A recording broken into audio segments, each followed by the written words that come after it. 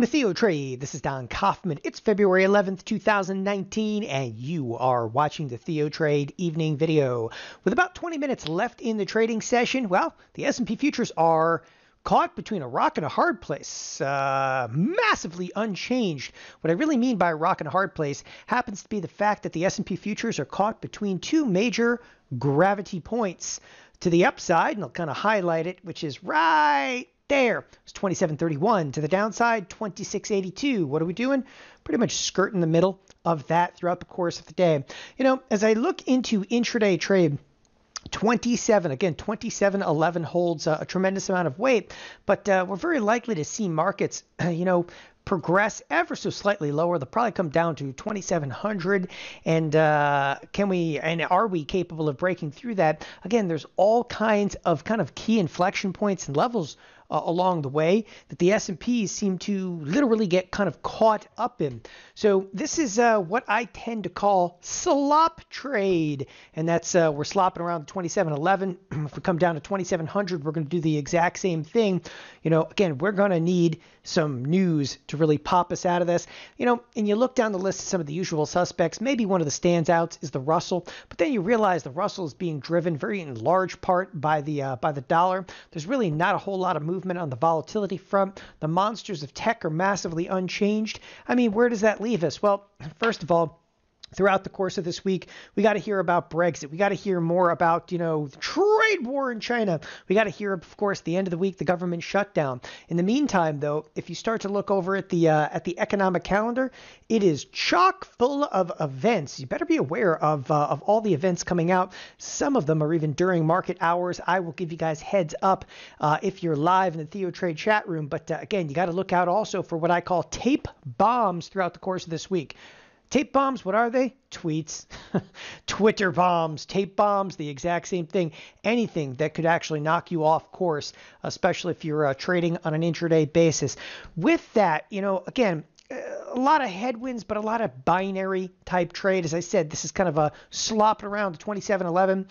Let's actually cruise over to the trade tab because I've got something interesting to look at with you, and that has to do with an earnings trade. So let's go ahead and bring it up. This is Activision Blizzard. Why am I bringing up Activision? If you haven't looked at it lately, Activision, and we're actually going to go to a larger time frame. In fact, let's have some fun. Let's even open up like a 3-year time frame and look at what I would call the rise and fall of Activision. I guess if you're a market technician, it makes a lot of sense right here at the 40 level. But earnings are due out. Earnings are due out in Activision, and they're coming out. And again, I'm going to highlight this right in this neighborhood right there. They're coming out on Tuesday after the bell. Today, though, it kind of slipped out a little bit that they're expecting some job cuts, having a difficult time. You have to realize that on a percentage basis, just on a year-to-date percentage basis, the stock's already down 15%. And we're what? 5-6 weeks into the year. If you open this up, though, to the last full year, you're looking at Activision down 41%. Now, some people might not see some opportunity there. I actually do see some opportunity, but the opportunity isn't necessarily what you think it is. There's a big time implied volatility opportunity, and I think there's a number of ways to kind of take advantage of some of that implied volatility opportunity. As I said, the earnings are coming out, and you got to be aware, earnings are coming out. There's a whole lot of risk.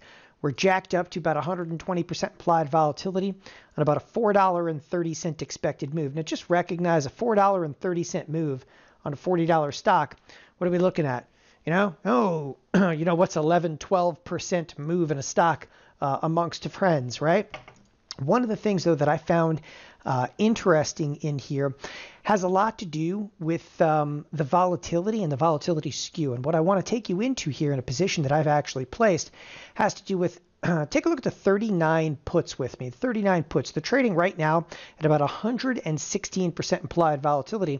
And then if we take a look at the 36 puts, which are effectively $3 further out of the money, they're trading for about 113% implied volatility. Now, what's unusual about that is skew typically doesn't run that way.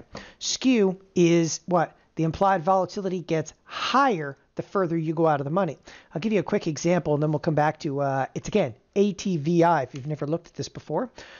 cruise over to the spiders really quick. The spiders, it's your traditional index and index-related products. But if you take a look at the spiders and same kind of time duration, 4 days left. Let's actually scroll to some options that actually have a little bit of premium in them.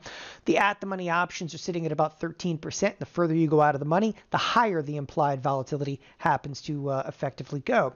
So in this particular case, when we're actually bringing up Activision, which is again ATVI, and bring up Activision again, the implied volatility skew, right? You can call it almost a little bit inverted. This actually has to do with, people talk about skew and kurtosis. It's what the distribution curve happens to look like. And right now, the distribution curve in here, okay, is kind of peaked right there. The implied volatility is very, very high. Again, the implied volatility is very, very high at the money options. So where does this leave us? Well, first of all, we're expecting like a $4 move. All right. One of the positions I've placed, and again, I'm going to stagger into a couple positions. I will go over all of this tomorrow morning in the TheoTrade chat room. But one of the positions I'm going to kind of stagger into is I'm going to sell the 39s. Again, I'm going to sell the 39s and I'm going to turn around and buy the 36s. Now, I am completely and utterly aware that, hey, listen, this stock could very easily move down to 36, which should put me in a $3 loss, of which I'd be collecting about $1.04 up front. I've already filled a few of these, but I'm in the neighborhood on filling these right around like $6, $7. So I'll work another one right in that kind of neighborhood, the $6, $7, see if we can't get filled. Liquidity in here, frankly, it's not something I've traded heavily in, quite some time, but the liquidity, it's decent. So that's one of the ideas that you can have, but not a lot of people want to substantiate that amount of risk. I'm going to say that amount of risk. You take a look at this, and I'll come over here to create duplicate order. Okay, we'll dupe the order. How much risk do you really have? Well, it's a $3 wide spread. You collect $1 up front. You have $2 of out-of-pocket risk. Okay, based on what? If the earnings came out and the stock stayed flat, well, so be it. So why bother taking this substantial amount of risk? Because again, the implied volatility skew is in our favor. The implied volatility is extraordinarily high. Okay, we have a stock where, you would think to yourself, here's a little bias in here, but you think to yourself that every ounce of bad news has got to be priced in here.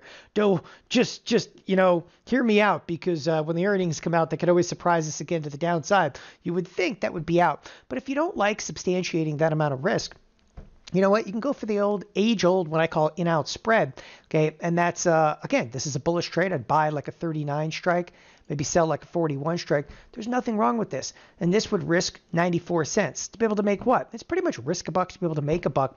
And that's all right as well, because what doesn't exist very often here is in this bullish trade. In this bullish trade, okay, the skew is actually favorable. That is, I'm buying 116% implied volatility and I'm selling 118% implied volatility. So, half dozen one way, half dozen the other way. Whatever you're comfortable with from a risk scenario, you ask, which one's better? Yes, they're both just fine in this particular circumstance. And not often I take, these kind of implied volatility shots around an earnings announcement. But I'll tell you what, I like this one. I like the fact the stock's down. Okay, implied volatility is up. The skew is in our favor. What more can you ask for in the midst of a market that is massively unchanged? Thanks, everybody, for joining us here at TheoTrade. Have a wonderful evening. Bye-bye.